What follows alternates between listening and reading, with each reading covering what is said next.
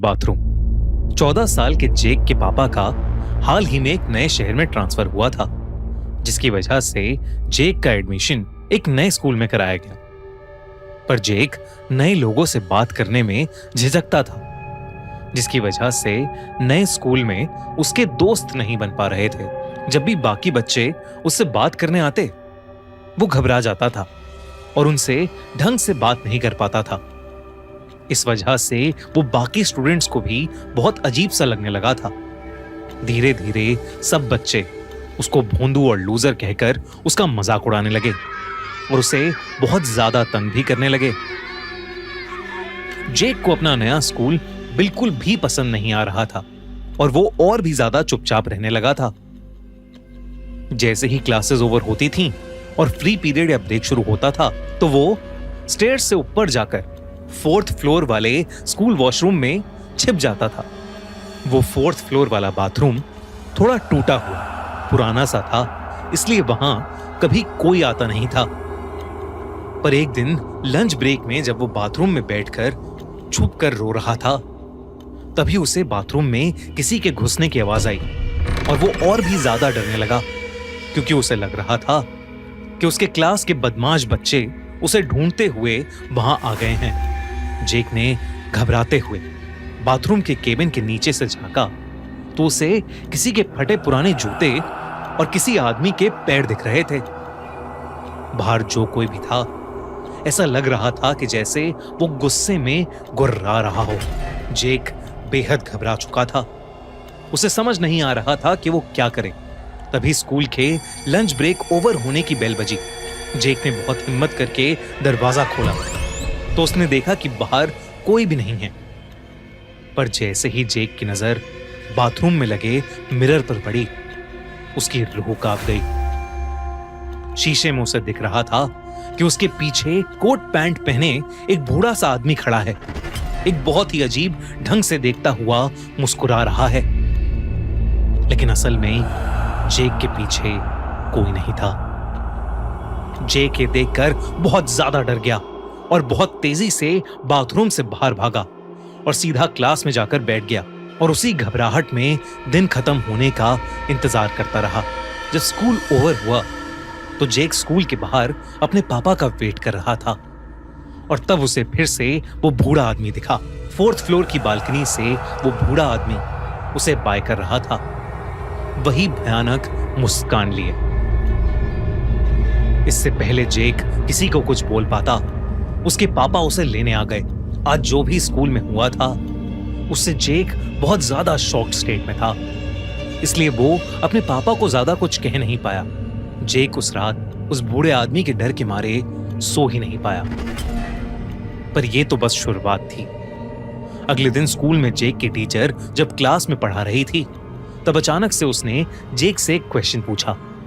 जेक जैसे ही आंसर देने उठा, उसे अपनी टीचर के ठीक पीछे वही कोट पैंट वाला बूढ़ा आदमी दिखा, वैसे ही अजीब ढंग से मुस्कुराता हुआ। जेक उसे देखते ही जोर से चिल्लाने लगा, मैम, आपके पीछे कोई है मैम, मैम।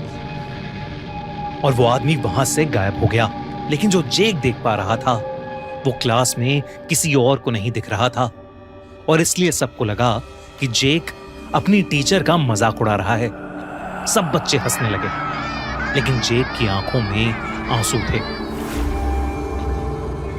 जेक की टीचर ने उसे क्लास में हाथ ऊपर करके खड़े रहने की पनिशमेंट दी। सब बच्चे जेक पर हंस रहे थे।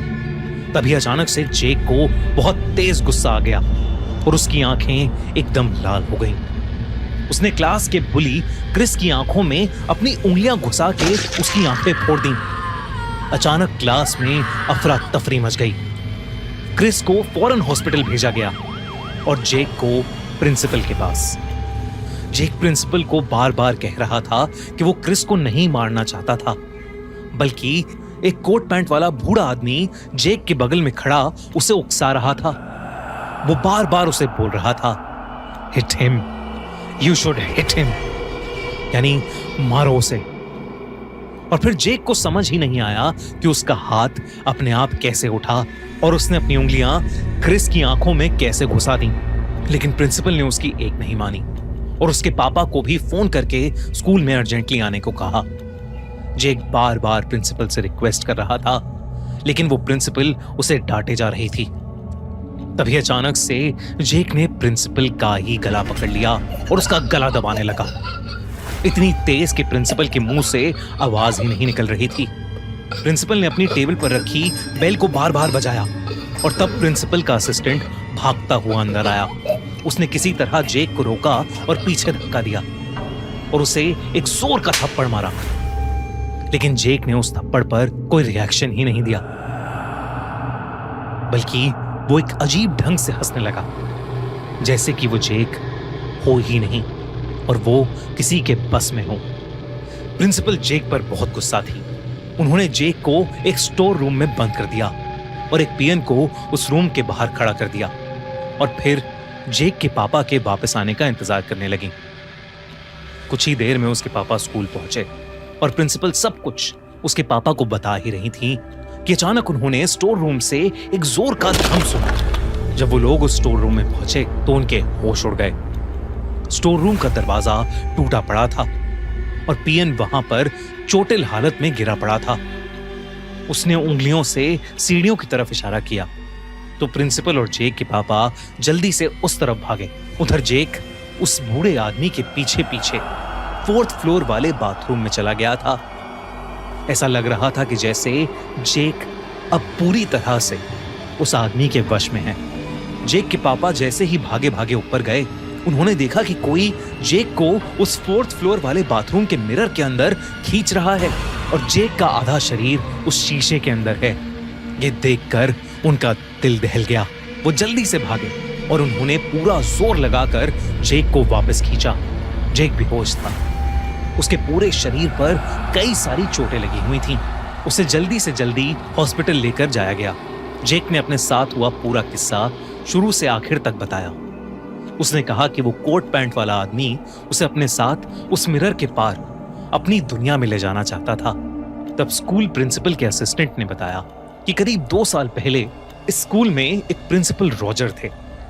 वो हमेशा बच्चों को बहुत प्यार से रखते थे, लेकिन उस समय एक एक करके स्कूल के सबसे मासूम बच्चे गायब होने लगे थे और तब पता चला कि प्रिंसिपल रॉजर स्कूल बाथरूम में उन छोटे छोटे बच्चों को ले जाकर उन्हें मार देते हैं और उनका मांस खाते हैं।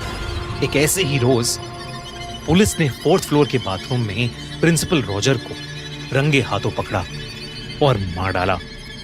तब से वो 4th फ्लोर का बाथरूम बंद पड़ा था और कोई उसे यूज नहीं करता था।